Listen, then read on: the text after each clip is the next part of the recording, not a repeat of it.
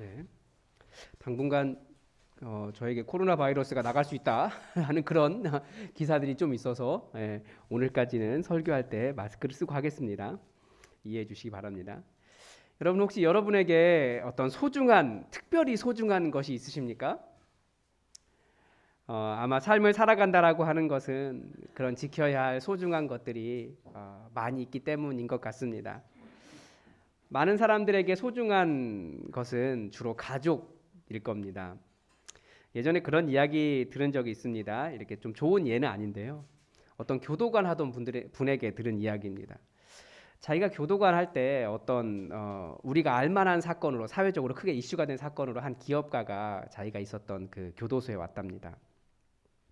그런데 이분이 감옥에 가셨는데 기업도 완전히 기울었다는 거예요.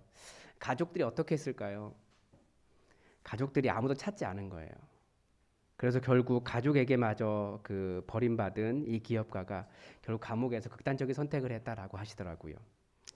아마 더 이상 지킬 것도 뭐 소중한 것도 없어지니까 삶의 의미를 잃어버리게 된 거죠. 뭐 너무나 무거운 이야기처럼 들리는데요. 사람은 그런 소중한 것들을 하나하나 쌓아가는 것 같습니다. 근데 그런 것들이 없어지면 삶의 의미가 없어졌다라고 생각을 하게 되겠죠. 또 뿐만 아니라 가족 말고도 소중한 것들이 하나씩 늘어갈수록 인생은 조금 재밌어지는 것 같습니다. 자동차가 소중해진 사람들은 어떻게 합니까? 그 자동차 가꾸는데 아주 재미를 많이 느끼죠. 최근에 보니까 또 소중한 것이 이 정치적인 이념이 우리나라 사람들에게 이렇게까지 중요했나라는 생각이 드는 것입니다. 많은 사람들이 정치 그 대선 이후에 우울증을 겪는 분들이 많이 계시더라고요. 우리나라 사람들은 그리고 또 나라를 정말 사랑하는 것 같아요. 그리고 요즘은 또 돈이 그렇게 중요합니다. 그래서 이것도 참 재밌어요. 돈을 얻기 위해서 빚을 내더라고요. 저는 이게 약간 좀 이상해요. 돈을 얻기 위해서 빚을 낸다. 네. 제가 경제 개념이 좀 없어서 그럴 수도 있습니다. 목사에게는 뭐가 소중할까요? 교회도 소중하고 여러분들도 소중합니다. 정말 한 사람 한 사람 생각할 때마다 얼마나 감사하고 또 소중한지 모르겠습니다. 또 이번 코로나 시기가 좀 저에게는 그런 시간이었고요. 자기 직업을 소명으로 아는 사람은 또 직업도 굉장히 소중할 겁니다. 그리고 우리가 요즘은 이제 돈 이야기를 많이 하는데 돈이 어디로 가는지를 보면 그 사람이 정말 소중하게 여기는 것이 무엇인지 우리는 깨달을 수 있습니다. 그래서 예수님은 그렇게 말씀하셨어요. 돈이 하나님을 대적하는 또 다른 대적이라고. 그래서 예수님은 돈과 하나님을 겸하여 섬길 수 없다라고까지 말씀하셨습니다. 그러니까 돈을 섬기든지 하나님을 섬기든지 둘 중에 하나를 섬기게 되어 있다라는 거죠, 사람은. 우리는 예수님이 가장 소중하다라고 고백을 합니다. 오늘 본문에서 예수님이 가장 소중하다고 고백하는 우리 한 여인을 만날 수 있습니다. 지금 시간적인 배경이 6월절 6일 전입니다. 예수님께서 십자가 지시기 6일 전이라는 건 일주일 전입니다. 예수님은 복음이 전파되는 곳마다 이 여인이 한 일을 전하라라고 하셨습니다. 왜 그러셨을까요? 이 여인의 행동에는 이 땅 위에 오셔야만 했던 예수님의 마음을 이해한 사람의 마음이 들어 있습니다. 왜 예수님이 이 땅에 오셨는가? 그것을 아는 사람이 어떻게 하는지를 이 여인이 보여줬기 때문에 예수님은 우리가 바로 그 마음을 배우기를 원하셨습니다. 예수님께서 6월절을 일주일 앞두고 베다니 나사로의 집에 가셨습니다. 나사로는 우리가 잘 아는 사람이죠. 죽었던 사람이지만 예수님께서 다시 살려주셨습니다. 사람들이 금방 살려주면 안 죽었는데 살린 것처럼 쇼한다라고 그럴까봐 예수님이 특별히 사흘이나 지나서 가셨습니다. 그래서 시체 썩는 냄새가 날 때 그를 다시 살려주셨습니다. 그러니까 예수님께서는 죽은 사람도 살리실 수 있는 분이다라고 하는 것을 아주 분명하게 보여주신 증거였습니다. 그래서 많은 사람들이 나사로 일 때문에 예수님을 믿기 시작했습니다. 예수님이 오신다고 하니까 나사로의 동생들인 이 마르다와 마리아는 잔치를 열심히 준비했습니다. 잠깐 생각해봐도 이 잔치 정말 힘들었을 것 같아요. 사람이 얼마나 많이 몰려왔을까요? 더군다나 예루살렘으로 지금 향해 가고 있기 때문에 갈릴리에서부터 수많은 사람들이 지금 예수님 따라오고 있었거든요. 그러니까 12제자뿐만 아니라 뭐 몇백 명이 왔을지도 몰라요. 정말 많은 사람들이 몰려왔을 겁니다. 그런데 우리가 잘 알다시피 마르다와 마리아의 차이가 있지 않습니까? 예전에 예수님 오셨을 때도 마리아는 어떻게 했습니까? 열심히 일만 했어요. 근데 마리아죠. 마리아는 그런데 예수님 말씀 듣는 것이 좋아서 집안일 하나도 안 돕고 예수님 발치해서 이야기를 들으니까 마르다가 가가지고 예수님한테 좀 마리아한테 음식 준비하는 일 좀 도와주라고 해주세요라고 말할 정도로 둘은 좀 성향이 달랐습니다. 근데 이번에도 어쩌면 이 동생 마리아가 더 큰 사고를 친 거예요. 무슨 일을 했습니까? 지극히 비싼 향유, 나드 한 근을 가져다가 이게 이 나드가 인도산이라고 하더라고요. 그러니까 굉장히 그 당시에는 무역을 길게 먼 거리에서 온 굉장히 비싼 거였습니다. 그것을 예수님 발 아래 붓고 자기 머리털로 예수님의 발을 닦았습니다. 그랬더니 향유 냄새가 집안에 가득했습니다. 정말 큰 사고 친 거죠. 왜냐하면 이게 어떤 사람의 일반 노동자의 연봉에 해당하거든요. 한번 생각해 보십시오. 여러분의 연봉이 어떻게 보면 철없는 막내 딸, 막내 동생에 의해 다 깨져버린 거예요. 지금 그런 상황인 것처럼 보입니다. 그런데 제자 중에 하나가 요한복음 이 사람은 가룟 유다라고 밝히고 있는데 가룟 유다가 한마디 했습니다. 똑같은 마음인 거예요. 그거 한 300데나리온 정도 될 것 같은데 차라리 팔아서 가난한 사람들 돕는 데 사용하지 왜 이렇게 허비했느냐라고 이 여인을 비난했습니다. 성경은 이 가룟 유다가 실제로 가난한 사람들을 생각한 것이 아니라 그 사람이 돈꾀를 맡고 있었기 때문에 훔쳐가려고 그렇게 그의 본심이었다. 훔쳐가려고 하는 것이 그의 본심이었다라고 밝히고 있습니다. 그런데 반대로 예수님은 어떻게 하셨습니까? 이 마리아를 오히려 두둔하셨어요. 가만두어라. 내 장래 날을 위하여 그것을 간직해 둔 것이다. 가난한 사람들은 항상 여러분과 함께 있지만 나는 늘 함께 있는 것이 아니다 라고 말씀하셨습니다.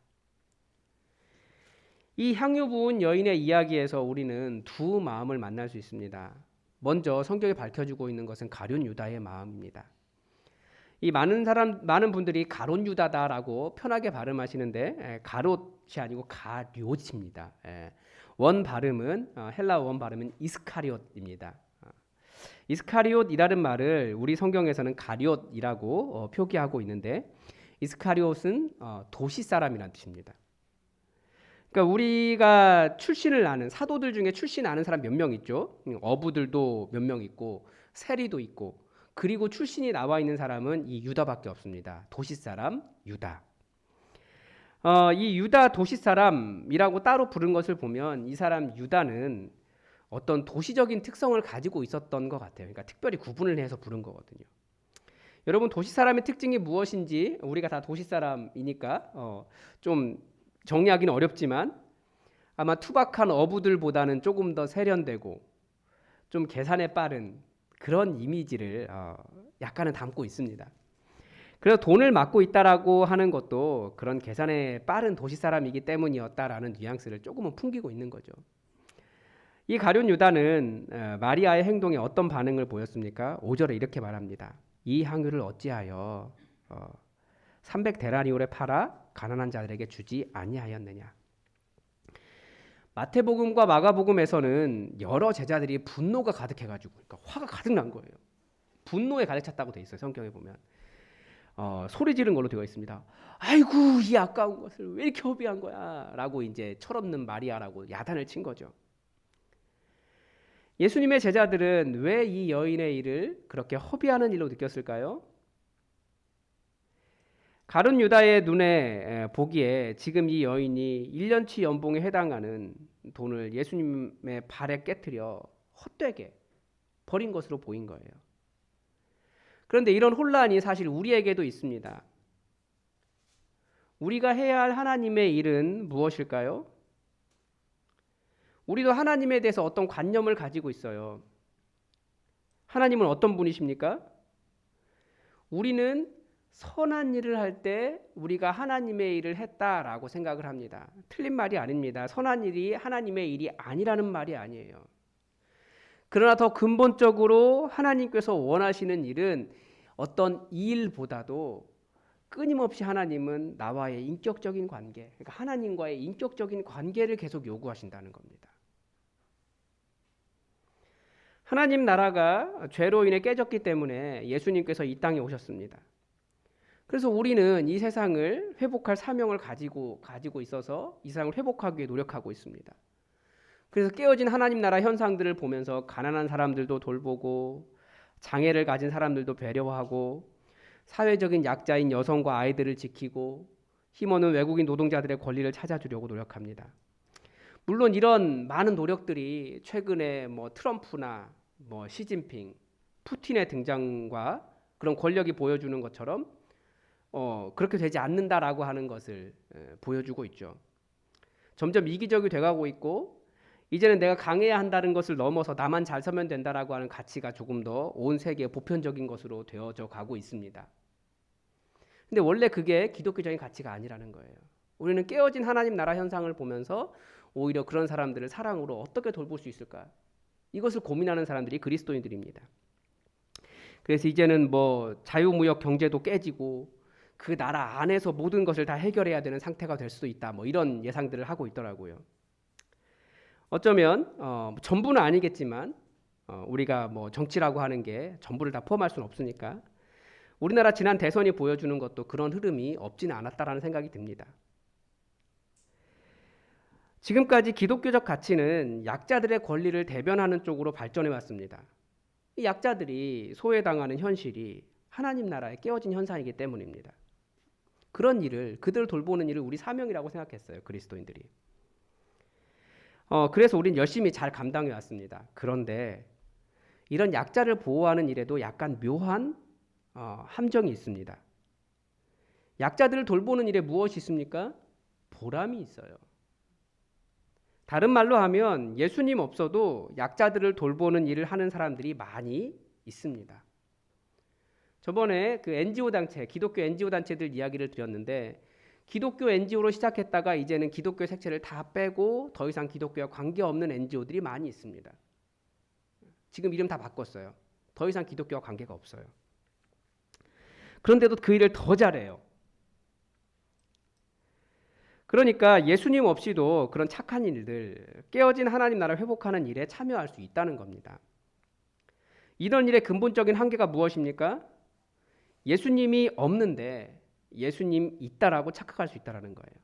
바로 가룟 유다가 보여준 분노에 그 착각이 들어있는 겁니다. 예수님이 가난한 사람들을 배려해 오셨으니까 가난한 사람만 잘 돌보면 그만입니까? 아니라는 거죠. 물론 그렇다고 가난한 사람을 돌보지 않아도 된다는 뜻은 아닙니다. 그리스도인에게 정말 중요한 것은 예수님이 없으면 그런 모든 일들이 헛된 일이 되어버린다라는 겁니다. 인간의 자기 의에 불과하지 예수님께서 하고자 하셨던 하나님 나라의 회복은 되지 못합니다. 그냥 착한 일인 거죠. 착한 일이 주는 보람을 내가 예수님을 만났다라고 착각할 수 있는 게 인간입니다. 제가 한 반년쯤 전에 텐텐텐을 이야기한 적이 있습니다. 하루에 3번씩 10분씩 시간을 내서 하나님을 만나라고 말씀을 드렸습니다. 저는 지금도 그 텐텐텐의 시간을 지켜가고 있습니다. 왜냐하면 하나님을 만나는 시간을 갖기 위해서 그래요. 이 목사의 함정이 뭔지 여러분들 잘 아실 겁니다. 항상 교회 안에 있고 항상 설교를 하고 항상 대표 기도를 하고 누군가를 축복하고 신방을 다니고 그렇게 하고 있기 때문에 저조차도 하나님을 만나고 있지 않으면서 얼마든지 내가 하나님의 일을 하고 있다라고 착각할 수 있다라는 거예요. 근데 하나님의 일이란 그냥 그런 일들이 아니라 하나님을 만나는 일이 먼저입니다. 일은 잘해요. 그런데 하나님을 만나지 않아요. 그러면 그 일 하나님과 관계없는 일입니다. 얼마든지 그렇게 할 수 있어요. 우리가 서구 유럽에 먼저 이런 길을 간 서구 유럽의 교회 일들을 알잖아요. 일은 잘하고 있기 때문에 하나님과 인격적인 교제를 나누고 있다라고 착각하지만 얼마든지 일은 성공적으로 하면서도 하나님을 만나지 않는 삶 않고도 그런 일 할 수 있다는 걸 알아요. 이것이 그리스도인이, 특히 착한 일 열심히 하는 그리스도인이 경계해야 하는 일입니다. 그렇지 않으면 가룟 유다처럼 자신의 진짜 죄악된 동기는 숨기려고 거룩으로 착한 일로 포장할 수 있습니다. 바쁠수록 시간을 내서 하나님만을 만나는 집중하는 시간을 확보해야 됩니다. 그렇지 않으면, 그래서 원래 이 꼭지의 제목이 뭐였냐면 그 마음이 아닌 거예요. 예수님께서 원하신 마음이 아닌 거예요. 나름대로 예수님 위해서 일했다고 말하는데 예수님의 일이 되지 못하는 겁니다. 우리는 주님 만나는 게 먼저입니다.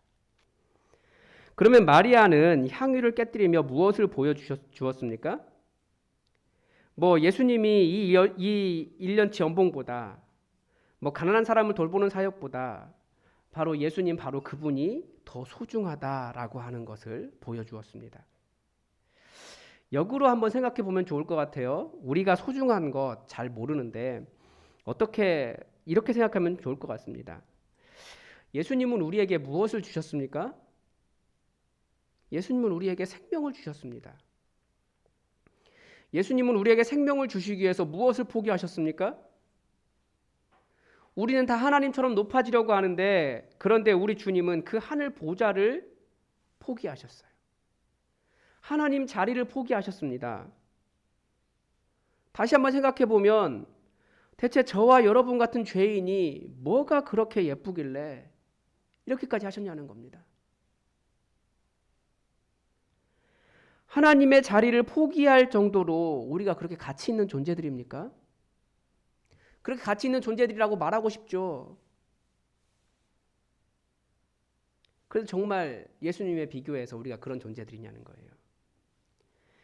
예수님에게는 우리 없는 그 하나님 자리가 영광이 아니었습니다. 아무리 높은 자리여도 우리 없으면 그 자리 나에게는 의미 없다라고 말씀하시고 그 자리를 내려놓으셨습니다.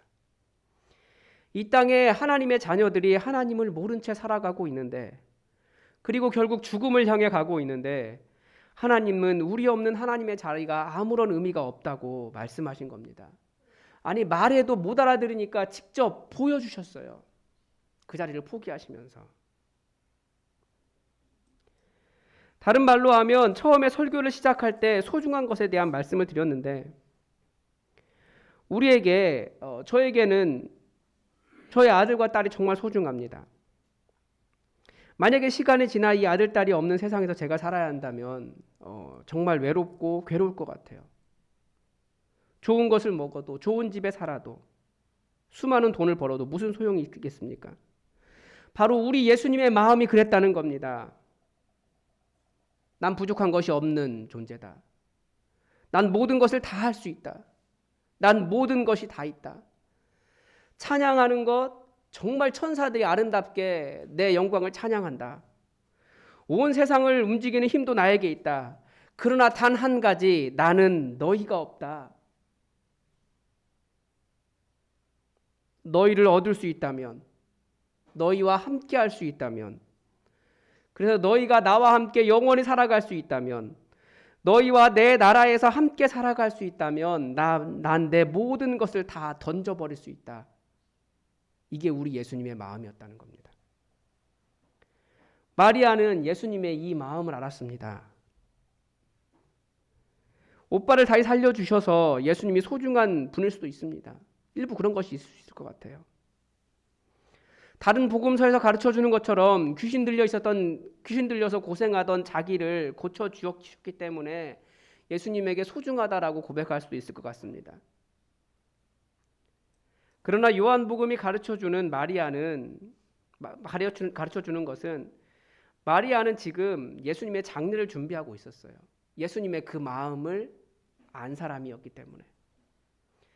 나 같은 죄인을 위해 먼저 죽으신 예수님, 나 같은 죄인을 가장 소중하다고 말씀해 주신 예수님, 나같이 정말 아무것도 아닌 귀신 들린 여인을 고쳐주신 예수님. 그 사랑에 반응하고 있는 겁니다. 여러분, 오늘 예수님은 이렇게 말씀하십니다. 그를 가만두어 나의 장래할 날을 위하여 그것을 간직하게 하라. 우리가 언제 예수님에 대해 제대로 알게 될까요? 최근에 몇 개 교단에서 예수님의 부활을 우리가 다 이미 알고 있기 때문에 우리가 사순절을 지킬 필요가 없다라고 하는 논의를 했다라고 하더라고요. 사순절의 절기를 없애버리려고 한 거예요. 죽음을 모르는데 예수님의 부활의 간격을 알 수 있을까요? 다음 주면 예수님께서 예루살렘에 입성하는 종려주일입니다. 우리는 부활을 향해 달려가는 것 같지만 사실은 우리는 예수님의 죽으심을 예비하고 있는 중입니다. 내가 죽어야 할 자리로 걸어가고 계신 예수님을 기억하며 우리도 예수님의 장례식을 준비하는 시간을 보내고 있는 겁니다. 사실은 그 자리는 내가 죽으러 가는 자리와 같아요. 내 장례식 준비하듯 예수님의 장례식을 준비해보면 어떨까요? 이 사순절 기간. 예수님의 장례식을 준비해보면 예수님이 정말 얼마나 소중한 분이신지 알 수 있습니다. 예수님이 왜 이렇게까지 우리를 위해 죽으셨는지 알 수 있을 겁니다. 우리가 십자가에서 죽을 수는 없습니다. 그러나 예수님의 장례식을 준비해보면 우리 알게 될 겁니다. 모든 인간의 가는 길을 우리가 다 알고 있습니다.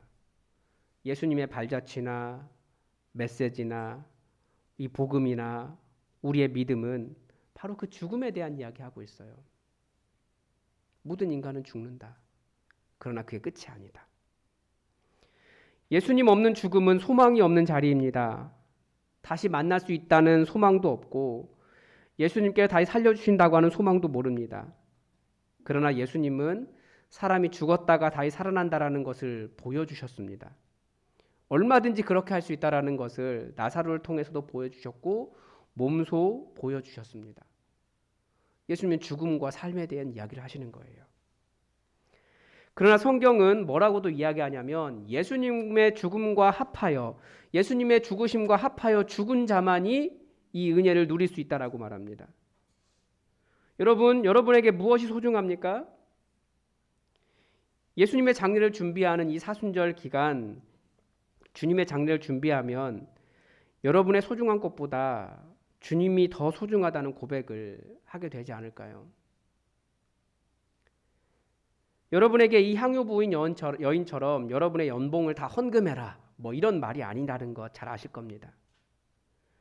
그러나 예수님이 가장 소중하기에 날 위해 죽으셨기에 주님 발 아래 엎드려 나의 가장 소중한 것을 깨뜨리고 나의 가장 소중한 머리털로 그분의 발을 씻기고 나를 위해 죽음의 길을 걸어가신 예수님이 가장 소중하다고 그분 앞에 엎드리고 나를 살려주신 그 사랑에 감사하는 시간과 마음이 되시길 바랍니다.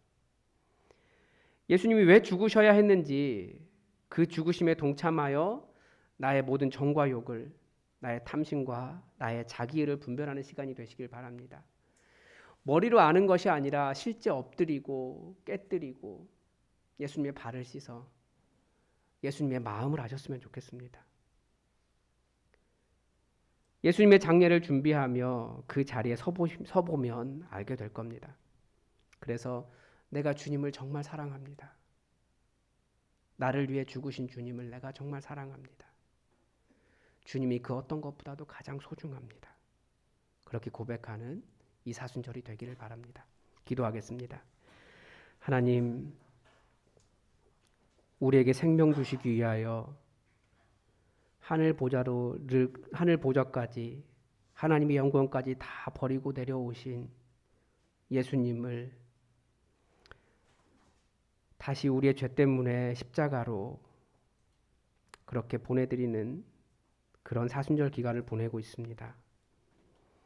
너무나 감사하고 너무나 소중한 예수님의 은혜인데 우리가 이 은혜 다 알지 못하고 머리로만 알고도 다 알았다라고 생각하는 교만함이 우리에게 있습니다. 하나님, 이 사순절 기간 예수님의 그 발 앞에 우리가 먼저 엎드리게 하시고 나의 가장 소중한 것, 나 자신조차 내려놓고 주님의 은혜를 깊이 사모하며 예수님의 마음을 헤아려 아는 시간 되게 하옵소서. 주님께서 주의 성령으로 예수님의 마음을 깨달아 알게 하시길 원하오며 예수님의 이름으로 기도드립니다. 아멘.